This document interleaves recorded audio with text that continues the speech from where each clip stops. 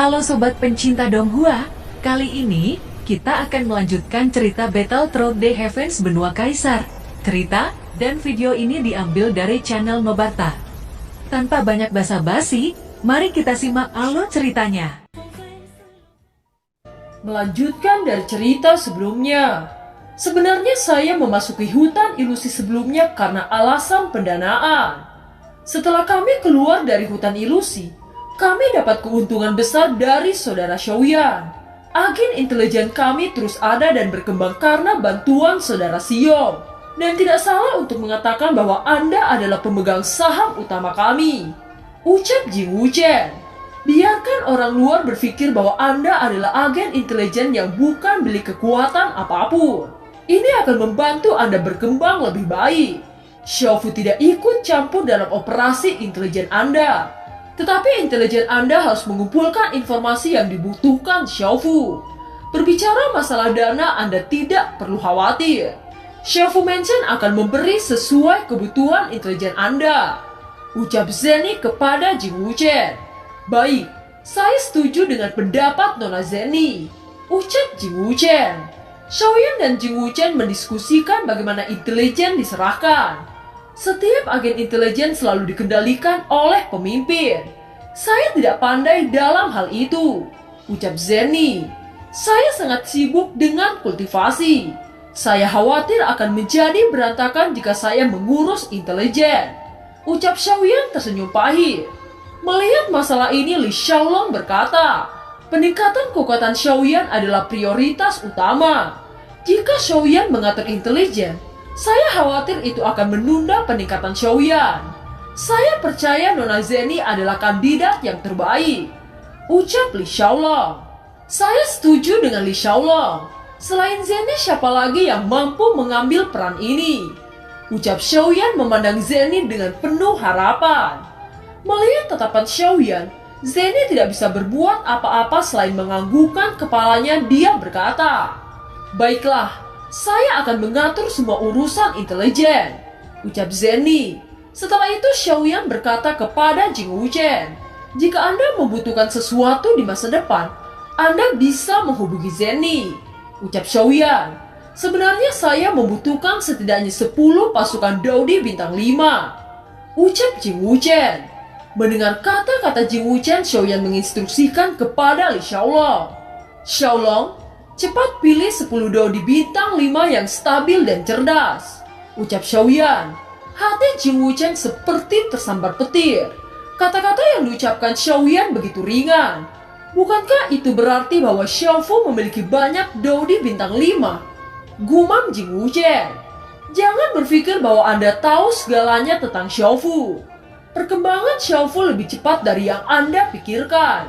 Bahkan kekuatannya melebihi bayangan Anda. Ucap Xiaoyan. Xiaoyan, apakah perlu memindahkan kontrak darah 10 orang kepada Jing Wuchen? Tanya Li Xiaolong. Mereka tidak perlu memberikan kontrak darah kepada aku. Ucap Jing Wuchen memandang Xiaoyan dan seberkas darah menembaki ke dahi Xiaoyan. Saudaraku, apa yang Anda lakukan? Tanya Xiaoyan. Saudara Xiong, Anda memperlakukan saya seperti saudara. Tetapi pekerjaan mata-mata seperti pedang bermata dua yang tidak dapat menoleransi pengkhianatan. Jika saya tidak membayar dengan kontrak darah, bagaimana Xiaofu percaya kepada saya? Ucap Jing Wuchen. Saya pernah mengatakan kepada Anda saat berada di hutan ilusi.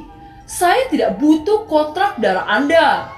Jika Anda tidak mengambil kontrak darah Anda, maka Anda bukan saudara saya. Ucap Xiaoyan dengan ketegasan di matanya. Melihat ketegasan di mata Xiaoyan, Jing Wuchen mengambil kembali kontrak darah yang ditahan Xiaoyan. Selamanya saya akan menjadi mata dan telinga Xiaofu Mansion. Walaupun saya melakukan pengintaian di lautan api, saya tidak akan menolak. Ucap Jing Wuchen. Di lautan api, paling-paling Anda akan bersembunyi di balik punggung saya.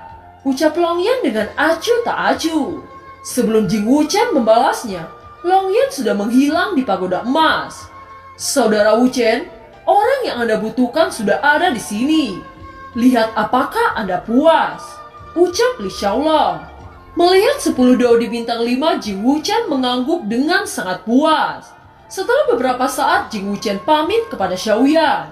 Dia dengan cepat menghilang di langit Shaofu Mansion. Waktu berlalu. Setelah beberapa hari di aula Shaofu Mansion, tiba-tiba suara teriakan penjaga terdengar. Bawahan melaporkan, di luar ada penatua keluarga Zen datang berkunjung. Ucap bawahan itu. Semua orang terkejut saat mendengar penatua keluarga Zen. Apa yang mereka inginkan sampai-sampai datang ke sini? Xiaoyan berdiri dan menatap lurus ke arah gerbang Shaofu Mansion. Jangan khawatir, seharusnya itu akan menjadi hal yang baik, ucap Qing Hao. Suasana tegang di aula segera mereda. Xiaozan tidak bisa tidak bertanya, apakah keluarga Zen mengirim kami hadiah untuk menarik kami ke keluarga Zen? Tanya Xiaozan. Yang dibutuhkan Xiaofu adalah waktu untuk berkembang. Dukungan dari keluarga Zen jelas lebih menguntungkan daripada kerugian. Setidaknya itu bisa membuat kekuatan lain bertindak hati-hati di masa depan, ucap Qing Hao. Karena keluarga Zen memberi kami manfaat, maka itu merupakan hal yang baik. Tidak ada alasan bagiku untuk menolaknya, ucap Xiaoyan. Saudaraku, keputusan Anda sangat benar, ucap Qing Hao. Kalau begitu mari kita keluar untuk menemui penatua. Jangan biarkan dia menunggu terlalu lama, ucap Zenny. Di luar gerbang Shaofu Mansion, penatua Zen berdiri menunggu dengan tenang. Penatua Zen yang berdiri wajahnya agak suram. Dia awalnya berpikir ketika dia datang sendiri akan disambut dengan memuaskan. Namun dia tidak pernah menyangka dia berdiri untuk waktu yang lama. Xiaoyan bergegas ke depan dan membungkuk saat berkata. Xiaoyan bergegas ke depan dan membungkuk saat berkata. Xiaoyan menyapa penatua keluarga Zen, ucap Xiaoyao. Dengan sedikit bangga penatua Zen mengangguk. Zenny dengan cepat tersenyum dan berkata, Penatua kesini, apakah Anda merindukan saya? Ucap Zenny. Sudah berapa lama Anda belum pulang ke keluarga Zen? Apa Anda baik-baik saja? Tanya penatua Zen. Zenny melangkah dan memegang lengan penatua lalu berkata, Penatua, saya baik-baik saja di sini. Jauh lebih baik dari sebelumnya. Apakah ayah baik-baik saja? Tanya Zenny. Ayahmu baik-baik saja tetapi dia sangat merindukanmu, ucap penatua Zen. Penatua Zen berjalan menuju aula Shaofu Mansion di bawah pemimpinan Xiaoyao. Setelah memasuki aula, penatua Zen melihat Qing Hao dan Qing Mo'er duduk di depan satu sama lain. Meskipun penatua Zen belum pernah melihat secara langsung Kaisar Iblis, dia bisa mengonfirmasi bahwa orang yang duduk adalah Kaisar Iblis Qing Hao. Penatua Zen buru-buru mendekati Qing Hao. Dia dengan cepat berkata, Saya sudah mendengar tentang reputasi Kaisar Iblis untuk waktu yang lama. Tetapi baru kali ini saya melihat secara langsung, ucap penatua Zen. Qing Hao berdiri pada saat yang sama. Qing Hao dengan sopan berkata, reputasi penatua juga luar biasa. Saya di sini bisa dianggap sebagai keluarga Xiaoyan. Ini suatu kebetulan bisa bertemu dengan penatua Zen di sini, ucap Qing Hao. Benar saja wajah penatua Zen dipenuhi dengan keterkejutan melihat kedekatan Qing Hao dengan Xiaoyan. Dia awalnya berencana untuk melakukan sesuatu yang baik. Dia memberi Xiaoyan kekuatan terlebih dahulu, lalu memberikan hadiah yang hebat sehingga Xiaoyan menyerah pada keluarga Zen. Meskipun saya telah mendengar hubungan antara Kaisar Iblis dan Xiaoyan, saya mengira itu hanya isu yang dilebih-lebihkan. Tetapi ketika saya melihat Kaisar Iblis benar-benar mengunjungi Xiaoyan di Shaofu Mansion, ini menunjukkan bahwa hubungan antara Xiaoyan dan Kaisar Iblis memang benar seperti rumor, ucap penatua Zen. Dengan memikirkan ini, keluarga Zen tidak memberikan kontribusi apapun kepada klan Xiao. Jika Xiaoyan diperlakukan seperti keluarga yang berafiliasi, mungkin Xiaoyan akan marah. Menaklukkan Xiaoyan adalah strategi yang ditetapkan oleh Patriark Zen Zongfu. Penatua Zen tidak ingin gagal karena sikapnya. Setelah beberapa saat, penatua Zen berkata kepada Xiaoyan, meskipun ini pertama kalinya saya bertemu dengan Anda, saya sering mendengar nama Anda yang menggemparkan daratan Daudi, ucap penatua Zen. Penatua Zen terlalu memuji. Nama kecil ini tidak ada apa-apanya di telinga para penatua. Ucap Xiaoyan, Anda terlalu rendah hati. Pertama bekerja sama dengan Persatuan Sangmeng untuk monopoli pasar ramuan. Kemudian memimpin orang-orang Xiao untuk menyatukan Dizhou dan memindahkan orang-orang Xiao ke kota Jucheng. Dan Anda bahkan menjadi yang pertama di dalam hutan ilusi. Sekarang seluruh benua Dodi mengakui Anda adalah jenius tak tertandingi. Ucap Penatua Zen. Tolong jangan dianggap serius soal rumor yang beredar di jalanan. Reputasi kecil ini tidak layak diucapkan oleh Penatua Zen. Ucap Xiaoyan. Penatua Zen tersenyum dan tiba-tiba mengubah topik pembicaraan. Apakah Anda sibuk akhir-akhir ini sehingga tidak datang ke keluarga Zen waktu itu? Tanya Penatua Zen. Hati Zenny dan Xiaoyan sedikit berkedut. Penatua ini menanyai Xiaoyan dengan masalah ini. Karena Xiaoyan tidak datang ke keluarga Zen, itu bisa digunakan sebagai alasan untuk menyudutkan Xiaoyan. Lagi pula ini masih belum jelas bagaimana sikap keluarga Zen terhadap Xiaoyan. Terlebih lagi Xiaoyan adalah patriark orang-orang Xiao. Jika kepala keluarga berafiliasi baru menolak panggilan keluarga Zen, bukankah itu bisa dianggap sebagai tuduhan dan memojokkan Xiaoyan? Mendengar pernyataan itu, Xiaoyan hanya mengangguk. Setelah saya keluar dari hutan ilusi, saya melakukan retret untuk menerobos, sehingga saya tidak dapat memenuhi undangan keluarga Zen. Saya mohon penatua menyampaikan permintaan maaf kepada Kaisar Zen Zongfu. Ucap Xiaoyan. Cara bicara Xiaoyan menyiratkan bahwa Xiaoyan bukan keluarga yang berafiliasi. Mata penatua Zen menunjukkan ketidaksenangan. Bagaimana mungkin dia tidak mengetahui makna yang tersirat dari kata-kata Xiaoyan? Tetapi dia menekan ketidakpuasan dari dalam hatinya. Tujuan dia ke sini ingin menangkap Xiaoyan. Setelah sedikit diam, Penatua Zen bertanya tanpa ragu. Jadi apakah Anda menunggu sampai saya datang? Ucap Penatua Zen. Itu tidak benar. Setelah keluar dari retret saya pergi ke keluarga Zen. Tetapi ada insiden besar yang membuat saya kembali ke Xiaofu Mansion. Tanpa diduga penatua datang setelah saya kembali ke Xiaofu.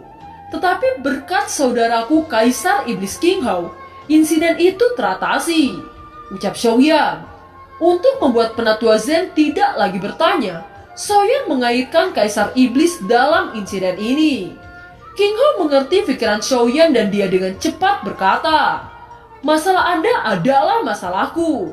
Jika di masa depan Anda mengalami kesulitan, maka saya sebagai kakak harus siap membantu. Ucap King Hao. Saya tidak lagi mempertanyakan alasan Xiaoyan tidak datang ke keluarga Zen. Saya hanya memperjelas sikap keluarga Zen ingin membantu Xiaoyan. Ucap Penatua Zen. Kalau begitu saya akan mengucapkan terima kasih terlebih dahulu kepada Penatua Zen. Ucap Xiaoyao. Penatua Zen sangat puas dengan sikap Xiaoyao dan dia berkata, Xiaoyao, keluarga Xiao dapat melahirkan orang seperti Xiaoyan. Itu tidak lepas dari kontribusi Anda. Betapa irinya orang tua ini. Ucap Penatua Zen. Saya sama sekali tidak membantu Xiaoyan. Dia menjadi jenius karena usahanya sendiri. Ucap Xiaoyao. Saya di sini untuk memberi selamat kepada Xiaoyan atas nama keluarga Zen. Saya juga ingin memberikan bantuan kepada keluarga Xiao. Xiaoyan mampu mendapat tempat pertama di hutan ilusi merupakan pertempuran untuk peringkat jenius yang tiada tara. Itu terkait dengan kemudian seluruh keluarga Xiao dan keluarga Zen. Ucap Penatua Zen. Penatua Zen tidak pernah menyebutkan masalah Zenjian. Itu membuat semua orang sangat bingung. Melihat kebingungan semua orang, Penatua Zen berbicara.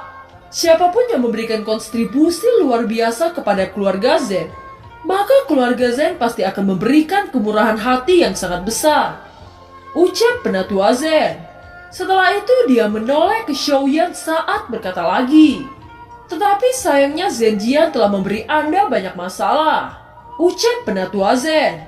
Penatua Zen, Anda meremehkan Xiaoyan. Ucap Zenny. Mengenai masalah Zenjian, saya rasa Anda sudah mengetahui kebenarannya dari para pengawal dia. Ucap Xiaoyan. Sulit untuk menentukan masalah ini. Bagaimanapun penghapusan Zenjian telah mempermalukan keluarga Zen. Itu adalah fakta yang tidak terbantahkan, ucap penatua Zen. King Hao meletakkan cangkir teh. Dia bicara dengan keagungan. Bukankah saudara Xiaoyan sudah mengatakan dengan jelas bahwa peristiwa itu disaksikan oleh para pengawal Zenjian? Jika Anda mencari siapa yang benar atau yang salah, kenapa Anda tidak menanyakan langsung kepada para pengawal itu? Ucap King Hao. Melihat Kaisar Iblis berbicara seperti itu, penatua Zen tidak bisa memojokkan Xiaoyan. Dia berkata, Xiaoyan dan Zenjian berdiri di sudut yang berbeda. Tentu saja memiliki pendapat yang berbeda. Orang tua ini mengakui bahwa Zenjian agak sombong, tetapi itu juga terlalu berlebihan memukulnya sampai seperti itu, ucap penatua Zen. Dari pemahaman saya tentang saudara Xiaoyan, dia tidak pernah memulai masalah selama tidak diprovokasi. Saya harus meminta penatua untuk tidak berbicara masalah ini, ucap King Hao. Kata-kata King Hao mempermalukan penatua Zen. Dia tidak pernah berharap bahwa King Hao akan berbicara atas nama Xiaoyan dengan cara seperti ini. Begitu King Hao mengatakan itu, banyak orang segera terpana dan memuji Kaisar Iblis di hati mereka. King Mu'er dan Xiaoqi bahkan memberikan senyum tersanjung. Hanya Zeni dan Xiaoyao yang tidak bisa menahan tawa di dalam hatinya. Mereka tidak berharap debat Kaisar Iblis begitu terang-terangan. Teguran yang diberikan King Hao masuk akal dan dia tidak berniat menargetkan keluarga Zen. Penatua Zen itu sangat tertekan. Setelah beberapa saat dia menghembuskan nafas panjang lalu berkata, meskipun cedera Zenjian bukan masalah besar, hati Zenjian telah hancur yang lebih serius daripada cedera eksternal. Dan keluarga Zen telah kehilangan potensi jenius yang hebat. Kerugian ini sangat besar. Apakah Xiaoyan memiliki tanggung jawab yang tak terhindarkan? Ucap penatua Zen. King Hao tersenyum aneh dan berkata, hanya saja keluarga Zen mengalami kesulitan menerimanya. Pertama, Zenjian tidak terluka secara fisik. Apakah masih tidak cukup dengan cara Xiaoyan menunjukkan bahwa dia tidak membunuhnya? Dengan kata lain, dia sudah memberikan wajah kepada keluarga Zen secara tidak langsung. Adapun kehancuran Zenjian setelah kekalahan, tidak ada yang bisa disalahkan dalam hal seperti itu. Itu tergantung bagaimana Zenjian akan menanggapinya. Bahkan banyak jenius yang tidak selamat dari pembunuhan berdarah di hutan ilusi. Apakah itu tidak lebih buruk dari apa yang dialami Zenjian? Bagaimana seseorang yang tidak mampu menerima kekalahan bisa menjadi berbakat dan tumbuh di masa depan? Apakah orang seperti itu benar-benar dikatakan jenius tanpa tandingan di keluarga Zen? Ucap King Han dengan ekspresi dingin. Kata-kata itu seperti guntur di telinga banyak orang. Penatua Zen tidak bisa menangis atau tertawa menghadapi ini. Meskipun mereka setuju dengan kata-kata King Hao, mereka tidak menduga King Hao memberikan kata-kata yang begitu menyakitkan. Suasana di aula diselimuti oleh keheningan menghadapi situasi yang semakin panas ini. Sesaat kemudian Zeni memecahkan kesunyian saat dia berkata, Zenjian masih muda dan sombong. Tentu saja dia tidak bisa menerima pukulan seperti itu. Sebenarnya selama dia bisa keluar dari lingkaran sifat seperti itu, saya yakin pencapaiannya akan lebih tak terbatas di masa depan. Seperti yang dikatakan oleh Kaisar Iblis, masalah ini tidak ada yang bisa disalahkan.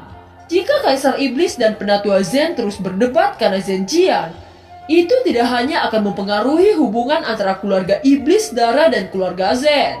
Itu juga memperburuk untuk keluarga Xiao. Saya tidak berpihak.